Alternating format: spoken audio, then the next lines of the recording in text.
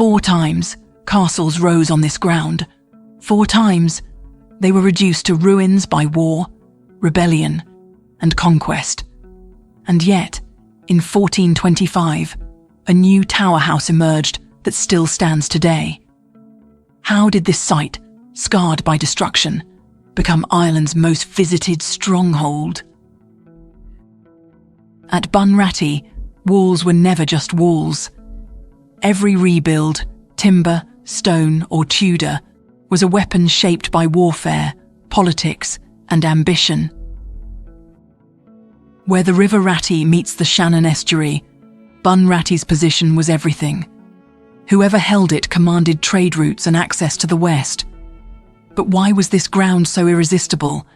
And what choices allowed each generation to rethink defense, comfort, and power?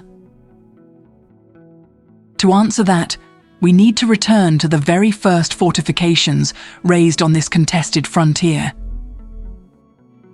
Geography shaped destiny here. The Shannon Estuary was highway and crossroads in one, a prize no ruler could ignore. The Vikings saw it first. They built a trading camp in the late 10th century, drawn by its promise. And their arrival set the stage for centuries of struggle. Then came the Normans. In 1250, Robert de Musagros built the first fort on this site, a wooden motte and bailey. It rose fast, and it fell just as fast. Gaelic warriors, skilled in raids and fire, tore through its floors. By 1277, Thomas de Clare tried again, this time in stone. His fortress anchored a Norman town, its thick curtain walls projecting permanence. But permanence was an illusion. In 1318, Richard de Clare fell at the Battle of Dysart O'Dea. With him died Norman authority. Bunratty was stormed, its stone walls reduced to rubble. Even then, the English tried once more in 1332, and the Irish destroyed it again almost as soon as it rose. Masonry alone could not secure power without loyalty to sustain it. Every ruin set the stage for the next experiment in control. And in the early 15th century, a very different vision of fortification began to take shape, one born of Gaelic resilience rather than Norman ambition. In the early 15th century, Bunratty entered a new phase. Around 1425, the McNamara clan built a tower house that marked a distinctly Gaelic shift in architecture, compact, vertical, and designed to endure. It was both practical and cultural, a fortress of defense, but also a statement of identity and permanence. Unlike sprawling Norman castles, Bunratty's tower house rose upward. 4 corner towers gave sweeping sightlines, while arrow slits, machicolations, and murder holes were built directly into the structure. These were not afterthoughts, but deliberate choices, hard lessons learned from centuries of watching Norman fortresses collapse under Irish resistance. Yet Bunratty was more than a redoubt. Its thick walls enclosed hearths, storage rooms, and chambers arranged in layers, service at the base, halls for ceremony above, and private quarters higher still, where safety and status met. Here, architecture sustained not only survival, but governance and hospitality.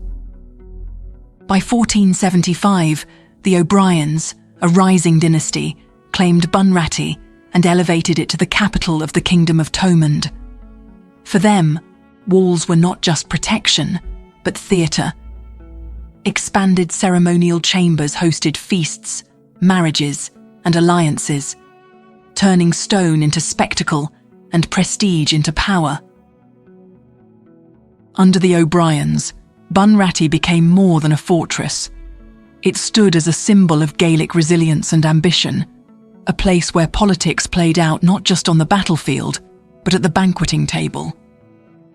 But soon, those same halls of ceremony would face the harsher test of cannon fire. By the late 16th century, Bunratty entered its most dramatic transformation under Donogh O'Brien, the great Earl of Thomond. Between 1583 and 1641, the fortress was reshaped into a blend of Gaelic heritage and Tudor style, proof that the O'Briens could balance tradition with the demands of the English crown.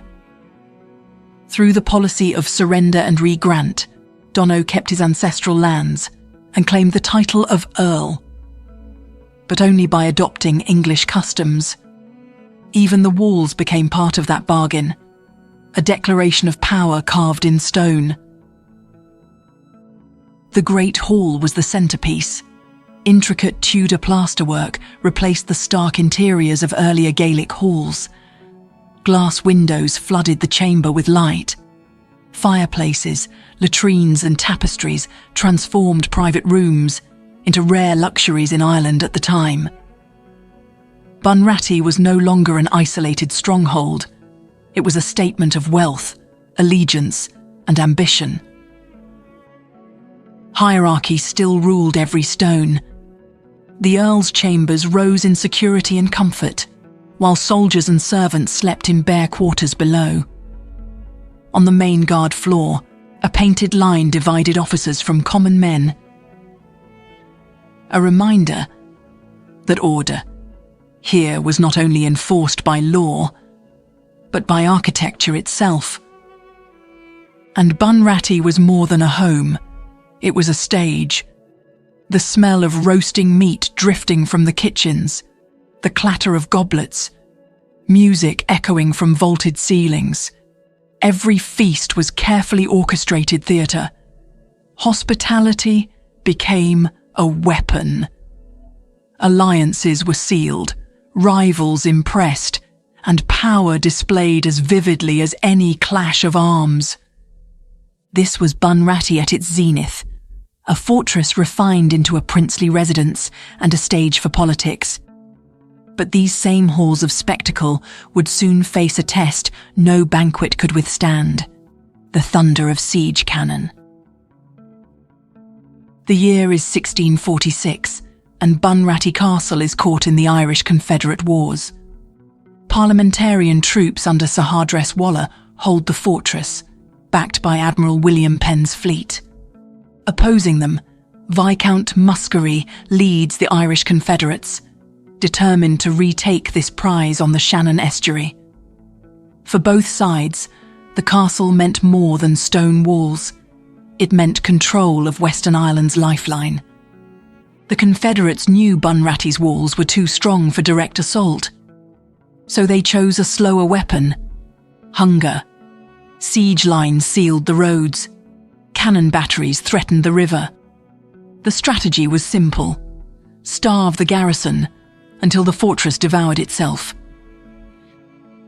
Penn's ships tried again and again to break through, but Confederate fire drove them back. Supplies ran out. Horses were slaughtered for meat. Rations thinned to nothing. In the keep, the very security that once symbolized strength became a prison, as starvation gnawed at morale and discipline. At last, the defenders broke. No breached walls, no inferno of gunpowder, just gaunt soldiers surrendering their fortress. Bunratty's fall was a major Confederate victory, crippling English supply lines in the west. But the triumph also shattered Bunratty's prestige. Its role as a frontline fortress waned, and as politics shifted, the O'Briens abandoned it for Dromoland. Yet even after the clash of cannon faded, echoes remained. Visitors would claim the castle's chambers still carried traces of those who starved and surrendered here. Whispers that turned into legends. In the quiet halls of Bunratty, another layer of its story emerges. Whispers said to linger in the stone. For centuries, visitors have reported encounters that echo not in chronicles, but in folklore, shaping Bunratty's reputation as one of Ireland's most haunted strongholds. Foremost is the lady in the red dress. Tall, robed in crimson, she drifts through the private chambers of the lords and ladies. No records name her. Some say she was a noblewoman struck by tragedy, others a restless spirit, whose gown mirrors Bunratty's bloody past. Red for passion, red for violence. Her figure endures because of what she symbolizes as much as who she was. But not all accounts live in legend. In 1642, Lady Fanshawe recorded being woken by mournful wailing outside her window. She saw a pale, red-haired woman floating above the river. The next morning, word came that an O'Brien family member had died that night.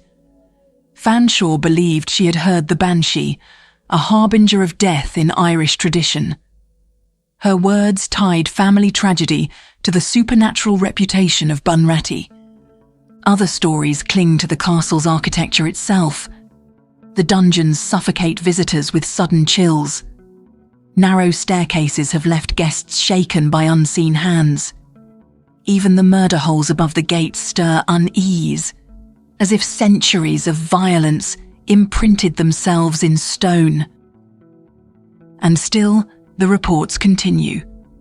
Cold spots, phantom footsteps, doors scratched by invisible dogs, voices caught at the edge of hearing.